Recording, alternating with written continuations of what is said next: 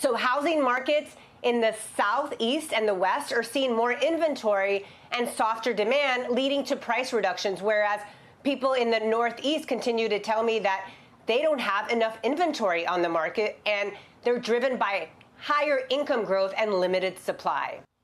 For the first time in more than a decade, the number of U.S. home sellers now dramatically exceeds the number of buyers. That's according to a new report from Redfin.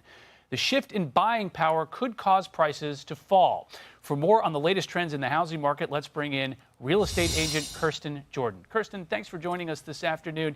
You talk about where we were in the middle of the pandemic. It was a story about low inventory, low rates when it came to mortgages. We're in a lot different place now, aren't we? It is so different right now, and it took us a minute to really adjust to these rates going up. And exactly what they're saying about the difference between what we're seeing in the South versus what we're seeing in the Northeast is that a lot of the insurance rates and in general what we call unsustainable price increases that were going on in the South, we're seeing those come down. And I think that's going to keep happening for a little while. Yeah, you had a huge swing of people who were clearing out of larger, colder cities, moving to the Sun Belt. Has that slowed down a bit now that you're seeing some of these prices fall? Is that an indication that that move has really occurred?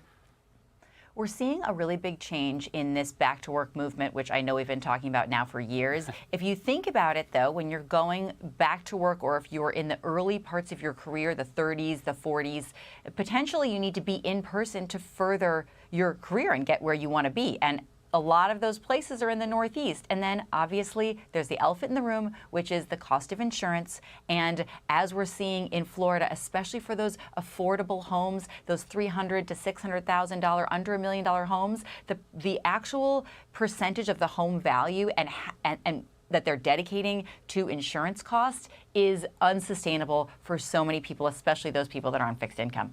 The number of transactions that have been canceled, that's also up too. Why do you think that is?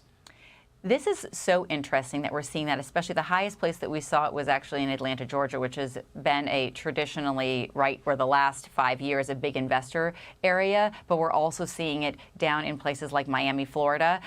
I really believe that this is coming from these insurance costs, and it is really coming from also seeing uncertainty. This report was from April, so we kind of have to close our eyes and go back and try to remember what was going on also geopolitically and what we were seeing, especially with the stock market, which doesn't directly affect the housing market, but it can make people extra skittish when things are going up and down. So there's a lot of different factors that we're seeing that are affecting these cancellations. And you really are seeing two different markets here. There are those you mentioned under $1 million, the more affordable price range, and then the higher end, certainly where you are in New York City.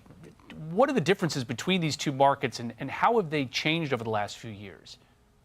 The lower end of the market is where those costs and the cost of money, especially with the higher rates, is really hurting buyers. This is not a story of supply and demand as much as it's a story of high demand and low affordability, even though supply continues to rise. These buyers were really hoping to see that they were going to get a break when there was more inventory and prices started to come down. But when they really crunched the numbers, especially with the new cost of insurance, any cost of renovation, it's just really difficult for so many of them to get into the market.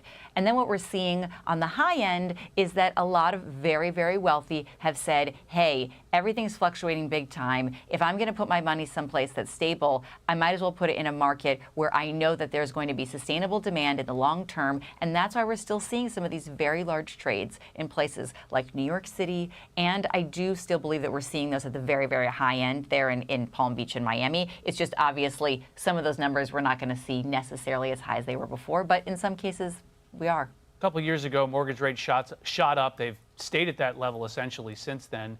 Where do you think mortgage rates need to be before you start to see a bigger, it begin to spur more housing purchases, really juice the market?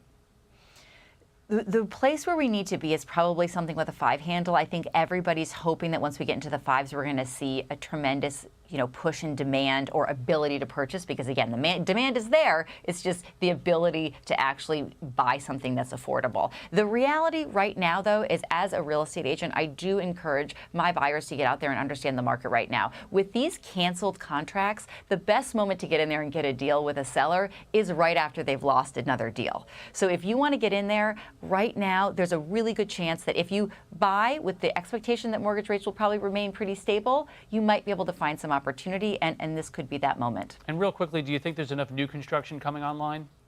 There's definitely not enough new construction coming online. And for developers, they are getting annihilated. Remember, a lot of their borrowing rates are higher than what we see for these traditional mortgages for homeowners, for primary homeowners. So it's going to be really tough to find that new inventory. And in any place where there is new inventory that is ready to buy, that you can get at a discount, it's a time to jump on it, which is something we're seeing here in New York City. Kirsten Jordan, thanks for joining us.